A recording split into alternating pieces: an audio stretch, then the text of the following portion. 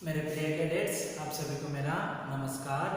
आज हम स्पर्श भाग 2 से जो आपका पाठ्य पुस्तक है उसके अंतर्गत आज हम जो पद्य भाग में से चौथा है मनुष्यता यानी मैनहुड, ह्यूमैनिटी आप कह सकते हैं, उसके बारे में एक सुंदर कविता जो है मैथिली शरण गुप्त ने लिखा है। तो एक बार उसे पढ़ लेंगे और संक्षिप्त में उसका समरी जो है देखेंगे फिर से। तो एक बार मैं पढ़ लेता हूँ। विचार लो कि मृत्यु हो न मृत्यु से डरे कभी, मरो परंतु यो मरो की याद जो करे सभी, हुई ना यो सुमृत्यु तो रुथा मरे, रुथा जिए मरा नहीं, वही की जो जिया ना आपके लिए, वही पशु प्रवृत्ति है कि आप ही चरे, वही मनुष्य है कि जो मनुष्य के लिए मरे, वही उसी उद्धार की कथा सरस्वती बकानती, उसी उद्धार से धरा कृतार्थ भाव मानती, उसी उद्धार की सदा सजीव कीर्ति पूजती, तथा उसी उद्धार को समस्त सृष्टि पूजती, अखंड आत्म भाव जो असीम विश्व में भरे, वही मनुष्य है कि जो मनुष्य के लिए मरे। क्षुतार्थ रंत देवी ने दिया करस्थल स्थाल भी, तथा दतीची ने दिया परार्थ अस्थि जाल भी, उसी नर क्षितिज ने स्वमांस दान भी किया, सहर्ष वीर कर्ण ने शरीर चर्म भी दिया, अनित्य देह के लिए अनादि जीव क्या डरे, वही मनुष्य है कि जो मनुष्य के लिए मरे। सहानुभूति चाहिए महाविभूति है यही, वशीकृता सदैव है बनी हुई स्वयं मही, विरुद्धावाद बुद्ध का दया प्रवाह में बहा, विनीत लोक वर्ग क्या न सामने झुका रहा, आहा वही उदार है परोपकार जो करे, वही मनुष्य है कि जो मनुष्य के लिए मरे। राहो न भूल के कभी मदांत तुच्छ, वित्त में सनात जान आपको, करो ना गर्व चित्त में, अनाथ कौन है यहाँ, त्रिलोकनाथ साथ है, दयालु दीन बंधु के बड़े विशाल हाथ हैं, अतीव भाग्यहीन है अधीर भाव जो करे, वही मनुष्य है कि जो मनुष्य के लिए मरे।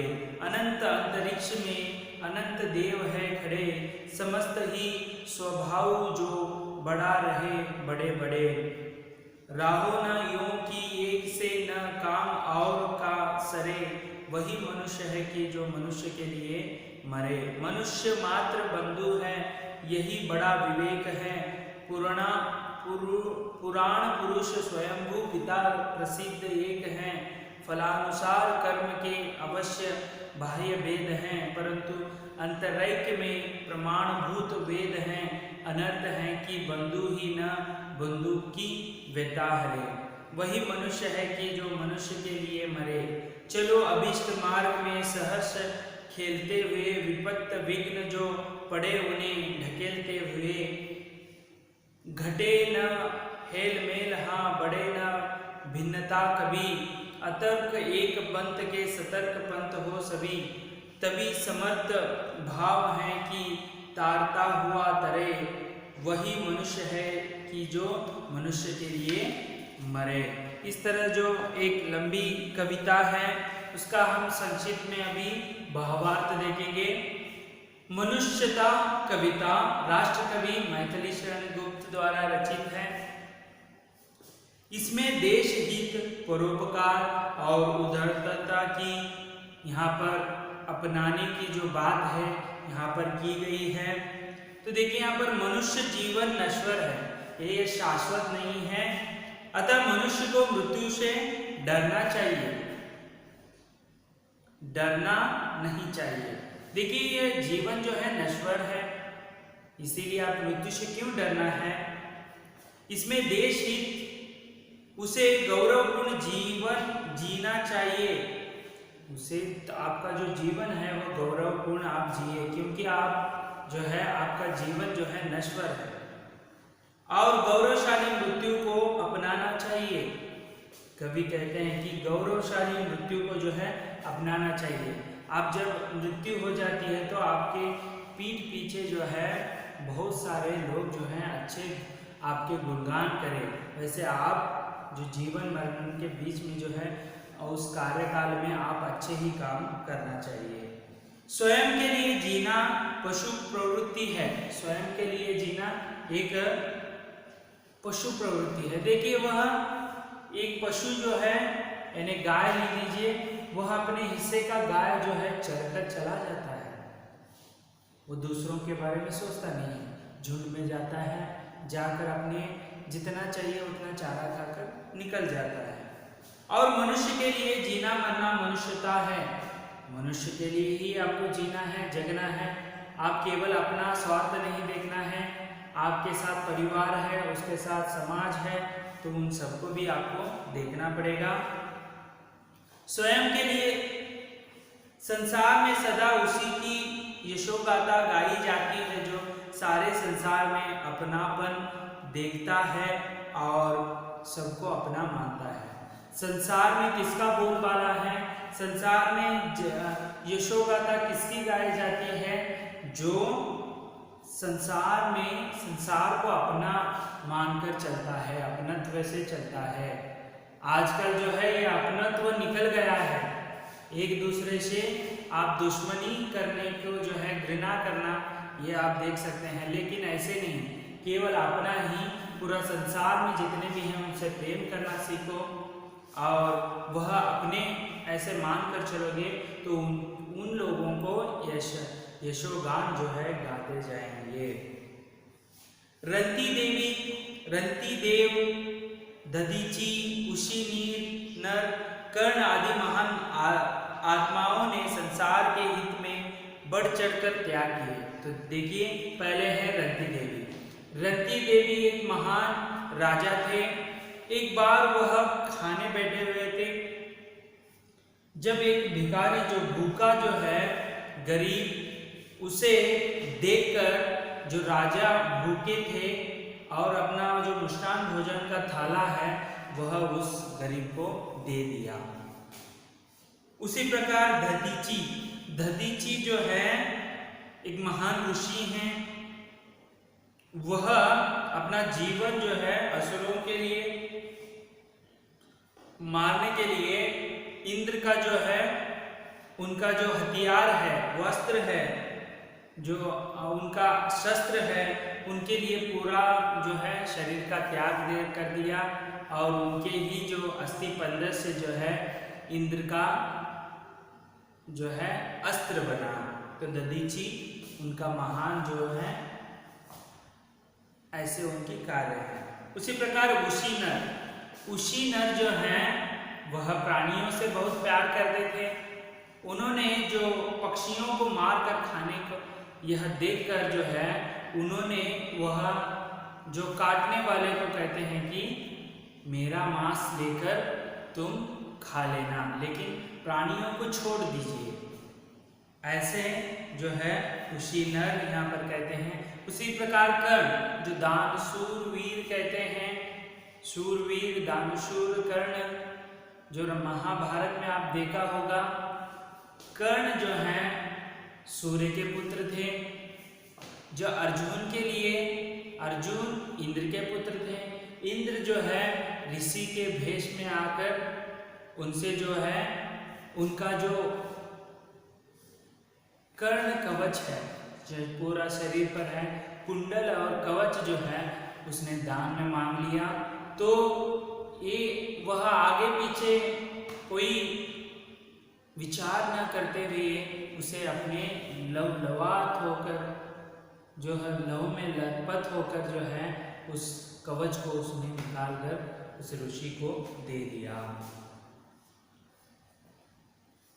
उनका जो है अभी भी जो है यशोगाथा गाया जाता है, दानवीर शूर कर्ण करके। अंततः मनुष्य को चाहिए कि वह उनसे प्रेरणा पाकर इस नश्वर शरीर का मोह न करे। तो देखिए आगे कवि कहते हैं इन सब का देख लीजिए, जीवन जो है नश्वर है, उनसे सीख लीजिए आप, जो है यह जीवन नश्वर है, उनसे प्रेरणा आप पा लीजिए, ऐसे कहते हैं। वह मन में सहानुभूति, दया, उदारता और परोपकार को स्थान दे। देखिए मनुष्यता में यह गुण होते हैं तो सर्वसंपन्न हो जाएगा, सभी उसके जो हैं यशोगाथा गाए जाएंगे। देखिए एक तो सहानुभूति होना चाहिए दूसरों के प्रति, और दया, एक दूसरे के प्रति जो है दया होना चाहिए, उदारता होनी चाहिए,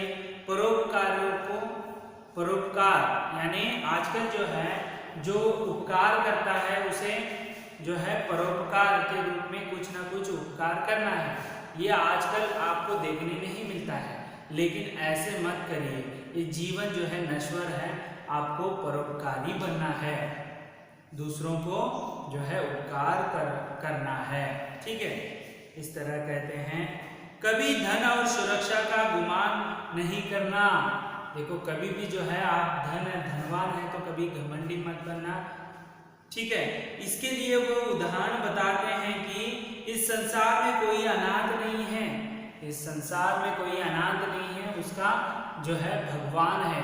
क्योंकि आप देख सकते हैं कोरोना वायरस है, लेकिन सभी अमीर जो है उनको भी बीमारी आ रही है, गरीब जो है बाहर रहता है, उसे 2 वक्त की रोटी नहीं है, वो भी जो है स्वस्थ है, ऐसे बीमारी से बच गया है। तो इसका मतलब भगवान हर जगह पर है, सब जो है अनाथ नहीं है,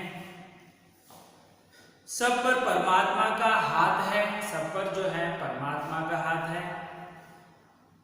भाग्यहीन नर वह है जो अधीर होकर हाय हाय करता है, उदास होकर जो है हाय हाय करता है। सब कुछ पैसे होते हुए भी उसके पास सुख नहीं है तो क्या करना है।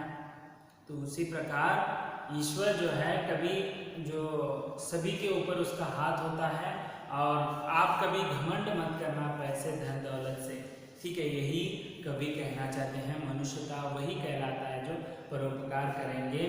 इस अनंत आकाश में असंख्य देव तुम्हारी सहायता करने को तैयार हैं। इस असंख्य जो देवता हैं आपके लिए मदद करने के लिए तैयार हैं, परंतु सब मनुष्यों को चाहिए कि वे परस्पर सहायता से आगे बढ़े। देखिए ऊपर से वह हाथ फैलाकर बुला रहे हैं, एक दूसरे पर चढ़कर जो है ऊपर जाइए, ना बल्कि एक दूसरे को गिराइए। तो वही कह रहे हैं कि सभी के साथ मिलकर आप आगे बढ़िए तो आपको स्वर्ग जो है मिल जाएगा। परंतु वे सभी मनुष्य को अपना बंधु माने, जो कितने भी जो मनुष्य हैं, मनुष्य जाति, वह उनका बंधु माने, मित्र माने, संबंधी माने, क्योंकि एक परमात्मा ही सबका पिता है। यह अखंड जो विश्व है उसका एक ही परमात्मा है। चाहे लोगों के कर्म विविध हो, किंतु अंतरात्मा से सभी एक ही। देखिए यहाँ पर क्या कहते हैं, कर्म उनके जो कार्य हैं वह विविध होंगे, कोई अच्छा काम करता है, कोई बुरा काम करता है, लेकिन उनका मन जो है, अंतरात्मा जो है एक ही है। वह चला जाता है तो वह उसकी मृत्यु हो जाती है। इसीलिए हर मनुष्य को दूसरे मनुष्य की व्यथा हरने का प्रयत्न करना चाहिए। इसीलिए जो है दूसरों के जो व्यथा को, उसके जो पीड़ा को, जो दुख को, वह उसे कम करने का, जो हरने का प्रयत्न करना चाहिए मानव को। मनुष्य को चाहिए कि वह आपस में मेल झोल बढ़ाते हुए राह के रोड़ों को हटाते हुए, राह में जितने भी कष्ट हैं वह मुश्किलों को हटाते हुए, एक दूसरे से सहायता करते हुए, भिन्नता की जगह एकता को बढ़ाते हुए।